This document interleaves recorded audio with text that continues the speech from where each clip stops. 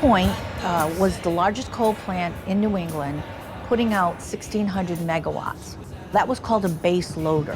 That meant that that plant was operating all of the time, 24 hours a day. I actually live less than a mile from the oldest plant that is now closed. Could never open the windows on the south side of my house. I never had a clothesline. But those are inconveniences that we lived with because we had the lowest taxes around and the best schools. And so I looked at it as, I guess, the cost of having a good living and having a nice place to live. The voice you just heard belongs to State Representative Patricia Haddad, who provides the narrative backbone for a documentary about America's love affair with energy. In that excerpt, Haddad recalls what it was like living in Somerset, Massachusetts, next to a coal-fired power plant, and the environmental and financial trade-offs she was willing to accept.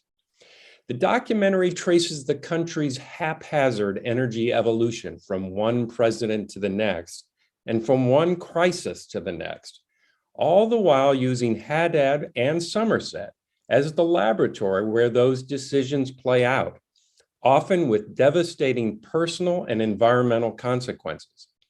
I'm Bruce Moll of CommonWealth Magazine, and I'm joined today on the podcast by Kiki Gaucher, the writer, director, and producer of this powerful documentary series called Empowered.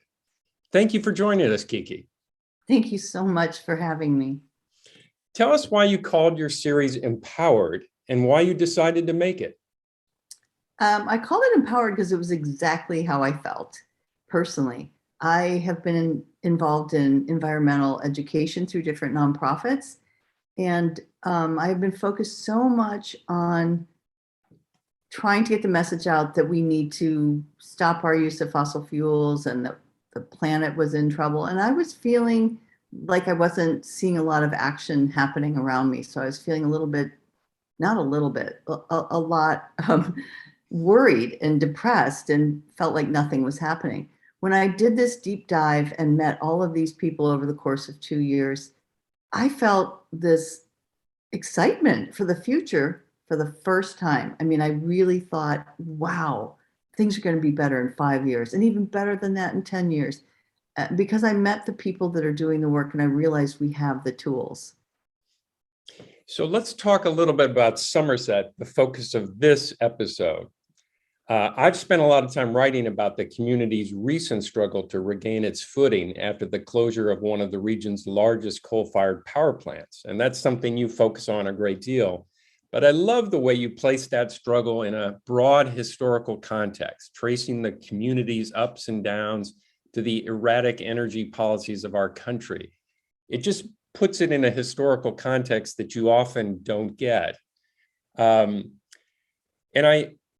I love the way you told the story, using a local situation to sort of illustrate the national, changes that are going on. And I want you to talk a little bit about how you came to Somerset. What drew you there? And because you obviously grasped it, the significance of it, but how did you find little Somerset sort of out of the way in Massachusetts?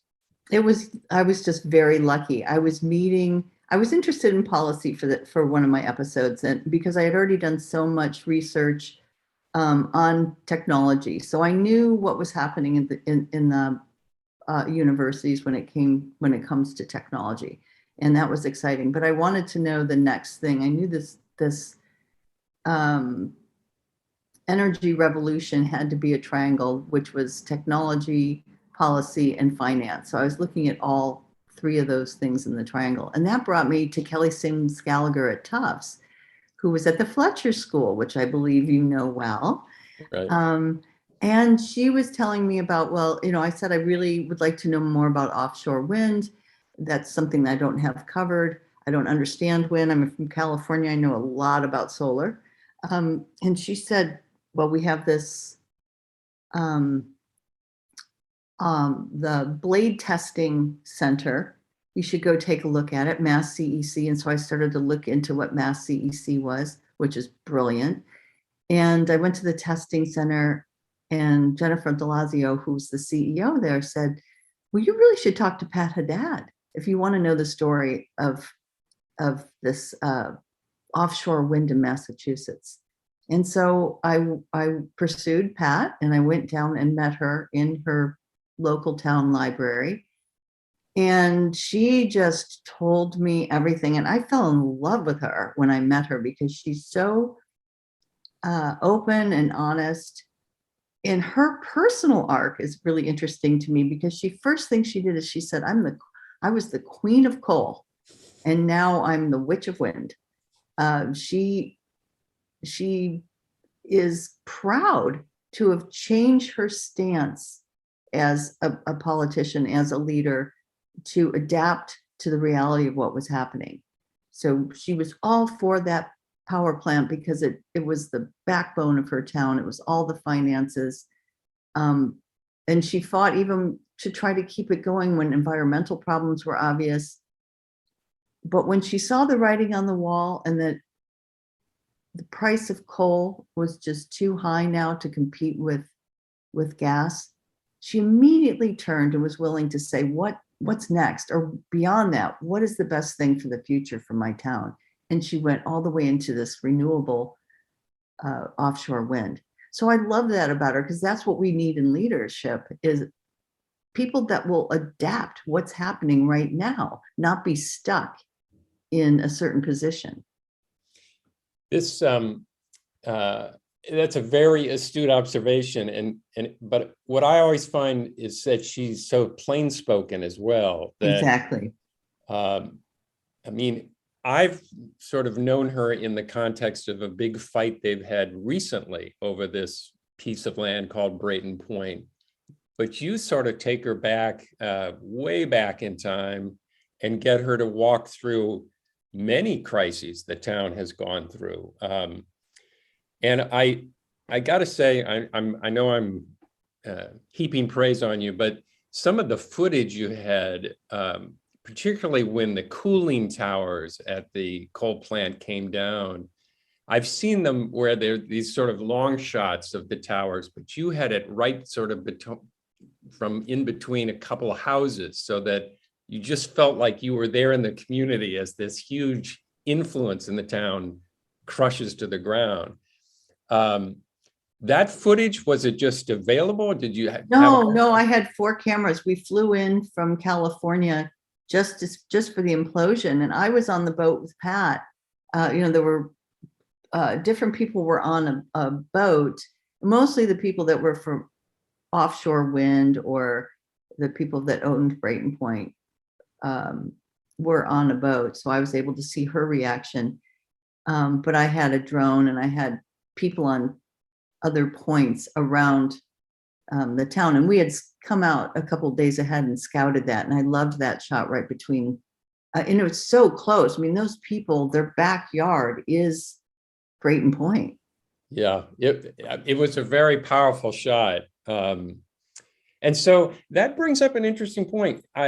You were working on, how long did it take you to do just that episode? Because for those who haven't seen it yet, there's a point where you bring it up to a certain point and then say, and 7 months later, and then you pick it up again. How long were you working on that? I've been like 3 years, because I had COVID get in the way, for one thing, so I couldn't come back and reshoot. And then I really wanted to see something happen at Brayton Point. And I actually have been thinking lately that this episode should really be a feature, in the same way that, like the feature film, The Factory, because there's more of the story that I wasn't able to tell in 35 minutes. And there were more personalities that I met in town too, showing their relationship to the plant, their relationship to this area. And the area is just so full of history. If you really are only focused on energy, even, it is the epicenter of, it's a microcosm for all of America, because it started with the whaling. That is where we had our oil for lanterns. Right.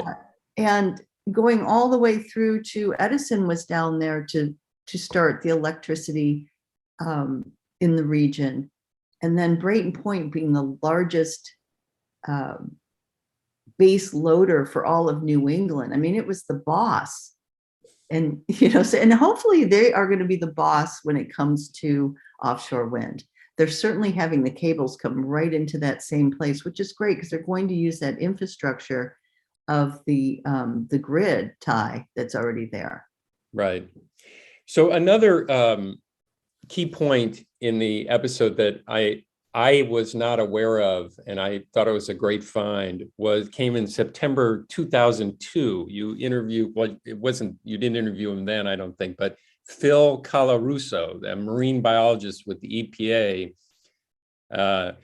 it's at a point where the environmental movement is picking up some steam, and he has this quote in your series: "We were underwater for 50 minutes. This is off of Brayton Point and in that area in Mount Hope Bay, and did not see a fish." And I was like, whoa, that is just amazing. Talking about the impact of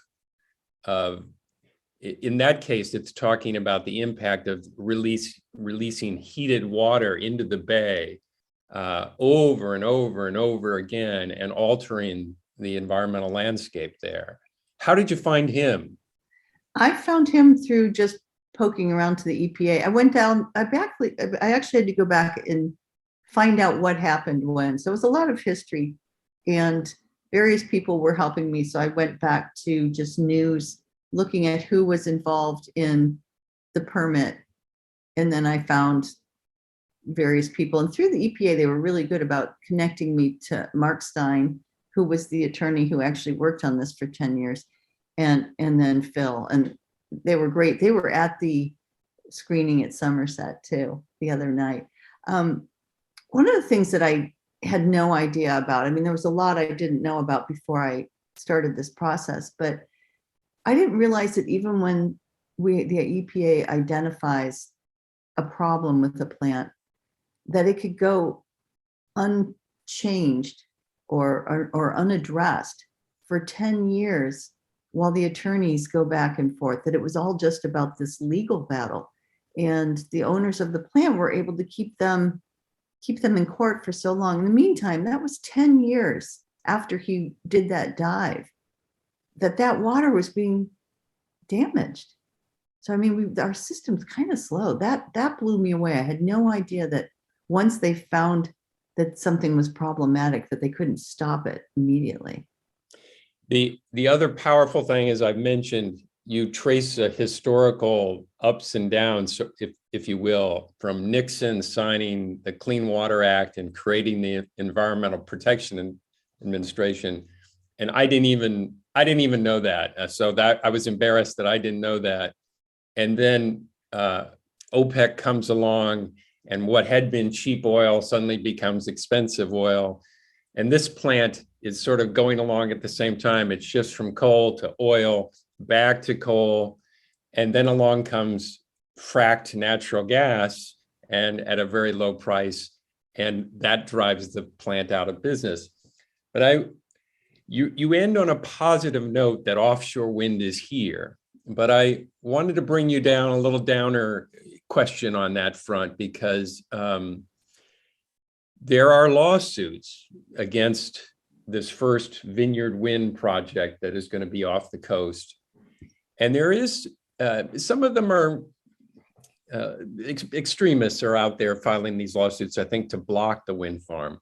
But at the same time, they're raising concerns about how these wind farms, and as they proliferate, what they will do to right whales that are offshore, and to the fish population and the fishing industry, and so on and so forth. And is the lesson you learned doing this that no matter what energy, we consume so much and we need so much, that we need many, many, many wind farms? Are you worried that you could come back in 10 years and there's going to be some negative consequence of that? That we overcorrect? Not really, because one of the things I found in the story, both here and also in Vermont, is that there are two different kinds of environmentalists. There are those that really want focus on carbon and energy and climate change. And then there are also the conservationists.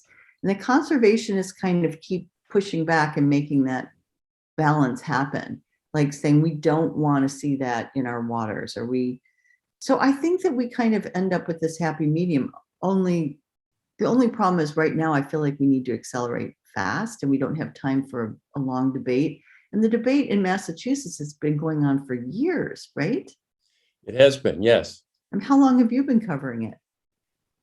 About a decade. Right. So I haven't been covering Somerset that long, but I've been following sort of the energy evolution of Massachusetts over this time. And we're a state that has basically no energy production in it. So we're as they often say, we're at the end of a pipeline.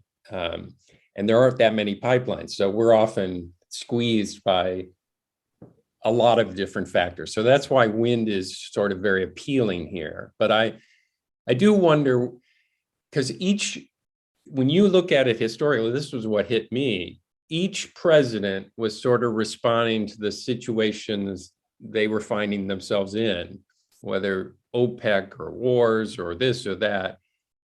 And they were sort of tilting in one direction. And you're right, you sort of end up in the middle somewhere, but it takes years and years to get to the middle as you go through presidents, basically, you portray. And offshore wind did that, as you point out, with Trump. He put it on hold for quite a long time. And then Biden is full tilt. And you wonder what happens if we flip again. Could we take a step back? Well, we could if I think our opportunity here is that while Biden is in office, that we accelerate really quickly, because just as we saw once gas was cheaper than any other fuel, then it wins. The cheapest is always going to win. The good news right now is that wind and solar are the cheapest methods for creating electricity. And if we get them out, we're not going to go back and take them back and say, no, we'd really rather pay for some coal, or we'd really rather pay somebody else. And I also think this crisis that we're having right now with oil should be a wake-up call. Let's go back and look at the last oil crisis. Wouldn't we be in a better position if we were self-generating? That's why I went to Denmark. Their reaction at that time of the energy crisis was in the 70s, was to say, well, we're just like Massachusetts. We don't make anything. So what can we make on our own property? And one of the things that offshore wind offers for Massachusetts is control of their own energy, and not being reliant at the end of the pipeline, or reliant to some geopolitical problems happening elsewhere. So that once we taste self-reliance, we're not going to say, gee, you know what, I drive an electric vehicle. I never say, gee, I really wish I could go pay for some gas. I love paying for gas. Yeah, I do think that's an accurate portrayal. I do wonder whether you're convinced offshore wind is the cheapest alternative. Not the only. I mean, I think I think all of these different renewables have to work. You need several different renewables. Solar is the most abundant resource that we have. In my first episode, I have a quote from a couple of different people. One is Vladimir Bulovic of MIT Nano, saying that the energy that hits the earth in 1 hour of sunlight is equivalent to all the energy the planet uses in 1 year. So do we have enough natural resources? We do. And I think that the researchers are going to find other ways to harvest energy that exists around us. There is energy inherent right now in the space that you're in. And that's just even the light coming from outside. It doesn't need to be big solar panel. Vlad showed me a little solar cell that just captured the light that was in the room and was able to spin a little tiny turbine. So the combination of these different technologies with batteries, with fuel cells, good storage, hydro, maybe hydro storage, all of that. With that combination, we really could succeed to be free of fossil fuels. And that's what made me really feel excited. I saw, that's the empowered. I saw how it all could connect and really work. Yeah. And then you translate again. I want to just come back to Somerset again, because Representative Haddad is someone who's been at this a long time, seen it from all sides, and then is when that you point out that an Italian undersea cable manufacturing facility is about to move into Brayton Point, and they had the governor and everybody had a little groundbreaking or a ceremonial event to celebrate that, and she got a starring role in that, and it was very poignant. Looking out from, it was up on a bit of a hill, and it looked out over this pretty much of a wasteland right on the water, but still a wasteland with all the scrap metal that caused a huge fight recently lying around. It's quite amazing to sort of think about what that can be in 4 years or what have you. If there's a manufacturing plant and interconnection place for power, it is rather exciting for this little town which has been on a energy roller coaster for years. I imagine taking over all kinds of, I mean, as I travel around the United States, the most beautiful property to me, because I grew up with a dad who was a sailor and all about the water, the most beautiful places in this country are along the waterways, but that's also where we have all of our industry, and that's starting to change. So something that looks like that, littered with scrap metal and all of that, that could end up being some gorgeous, lush park in a few years. It's hard to imagine, but you're absolutely right. And the same with the water. One of the things that made me excited is I asked Phil, will that bay ever come back that we were looking at where they couldn't see a fish? And he reminded me of the work they did on Boston Harbor and how it did bring back the marine life substantially. So if we give nature a chance, back off a little bit with fighting nature, it comes back. Comes back, hopefully stronger than ever. Yes, yeah, in spite of us. So lastly, I wanted to give our listeners a chance to tell me a little bit about how you put this series together, and where do you hope it leads so that people can tune in and watch? Because I'm sure people listening are going to want to say, I want to see that. I haven't licensed it yet, so I don't know where it's going to be airing. People can follow us on our website, empoweredtheseries.com. I'm hoping, really, I wanted to find the best place for the audience that wants to see it. I'm hoping it's not too educational. I've been worried that it's, when you look at things, documentaries that are doing really well on some of the streamers like Netflix, the unscripted that's doing the best are real crime, and kind of salacious things. And I don't know, this is not that. It's a little bit more educational.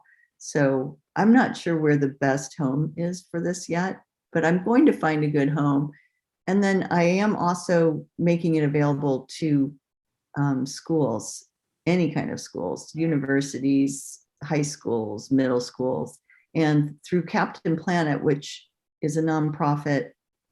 I serve on the board of Captain Planet Foundation, and their focus is to really support the next generation in being stewards of the planet. And so there will be a quest, an activity, and a curriculum built around Empowered to help kids get involved. Oh, that's great. So you do all this work sort of up front and then have to figure out what you're going to do with it after you finish. I know it's not conventional, but I wanted to do this. I was really wanting to go on this journey. So I was able to finance this through donations and support Captain Planet at the same time. Amazing. Well, Kiki Gaucher, thank you for joining us today. It's a great episode that I watched on Somerset, and the first 3 episodes, I think it's a fantastic start. Can't wait till it's completed. Thank you very much for joining us. Thank you so much. And to our listeners, we'll see you again next week.